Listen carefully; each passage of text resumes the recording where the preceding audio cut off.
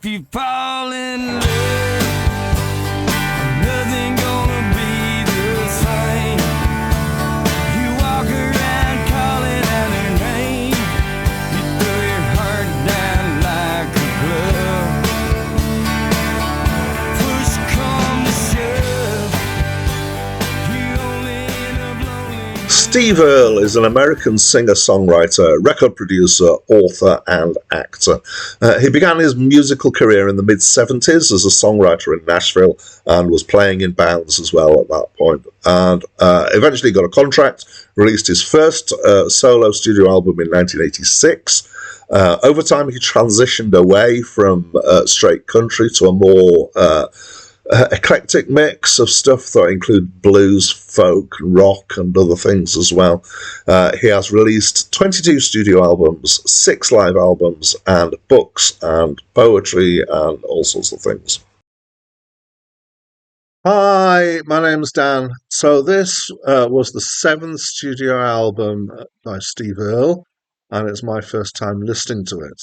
Now, sometimes when something comes up for me to listen to, I see the name and I think of something that I've listened or heard from them in the past.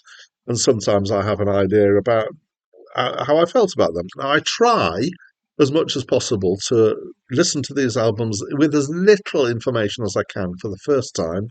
Then I read some stuff and then I have another listen. So it doesn't always work out exactly like that.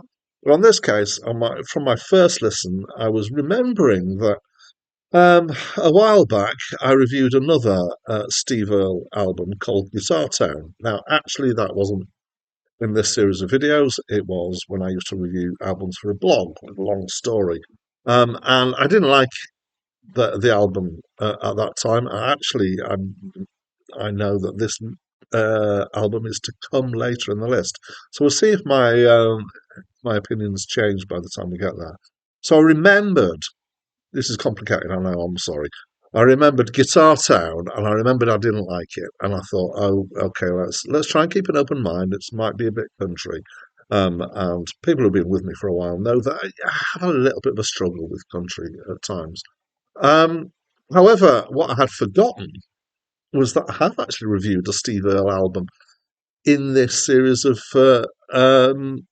video reviews, and it was the album Jerusalem, and that was a while back, and I'd completely forgotten about that, and I gave it an 8.1, which is a pretty high score. So obviously, I liked that album, it was good when I found that out because my first listen to it, I thought this really is not that bad. In fact, I quite enjoyed it. So I'm going to try and do some description. There's not a lot of information on Wikipedia for me to give you any context. It does say that there are some guest musicians and vocalists, so I'm not going to dig into that. I'm just going to kind of move on. Musically, it's a range of Americana-infused stuff. So the word country does come to mind, but it's not thoroughly, totally country. Some of it is country rock. So you think more stuff like the Eagles kind of stuff, or Sheryl Crow, or that kind of thing. Some of it is bluegrass. So I've got an interesting relationship with country and bluegrass because I really like bluegrass, but I do have this issue sometimes with country. So when it crosses over to bluegrass, and where I could, if I could define that line, that would be brilliant. But I'm not sure I can. Um, and there are other things as well in here. So there's a track, Here I Am, which I think feels like a Green Day song or somebody of that kind of ilk. It really doesn't feel country at all. Almost, I would say, every track's a different style, so it's quite varied. Let's go back to this thing about not liking country. And I quote 3 things that I tend to think are kind of the symptoms of country, if you like, or yeah, and these are the things that sometimes I feel like I have an issue with. And by the time I'd listened to this album the first time, I was thinking, well, maybe I'm wrong about this. Maybe there's something else I don't like about country. But let's dig into it a bit. So the 3 things are pedal steel guitar. And the interesting thing about that is it tends to grate on me when I hear it in country. For some reason, with Hawaiian stuff, which uses a similar sound, it doesn't. But I feel like it fits there, and maybe it's because I don't have a long-standing cultural hatred of country from my youth. Uh, sorry, I do have, but I don't have Hawaiian music. Nasal singing, and there's particular styles of singing that are very country. And then the one that really gets me is overly mawkish, manipulative, emotional songs like the No Charge is probably one of the worst ever of these. It's just the songs that break your heart, but they're doing it deliberately, and they know exactly what they're doing, trying to play on the heartstrings.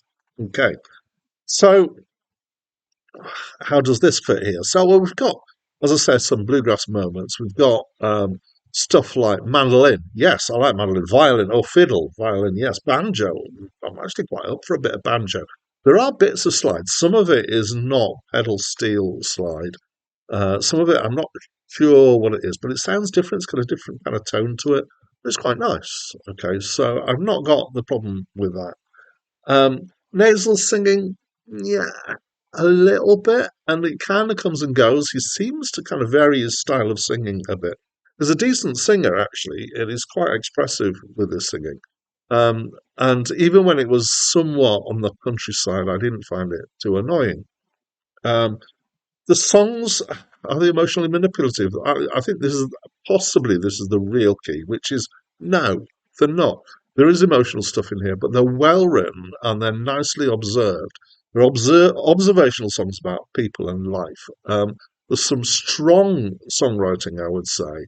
Occasionally, it is a bit emotional, but actually, I don't think unduly so. I think it's done in a way that carries itself well. I think his voice is there's something about his voice that lends itself to what he does. So he carries it off and is convincing, and so forgive him a little bit of emotion in there. In some ways, I feel like it's less the subject matter is less country and more heartland rock. So think about something like Bruce Springsteen or something like that. So observational stuff about life in America. I guess you could say country is that as well. So it didn't annoy me. In fact, I quite enjoyed it. It's a strong album. It's a little varied in style and kind of keeps you guessing, which can be a good thing, but it also means it doesn't tie itself together as an album as well as some albums do. But for all the things that I've said, it's definitely not what I think of as the rhinestone country. So it's definitely more Americana, and that justifies me enjoying it. I think. Which is, I can be odd about these things. I know that's fine. That is what I think. As always, I'd love to know what you think of this album, and so please do leave a comment. And that's it from me for now. Sweet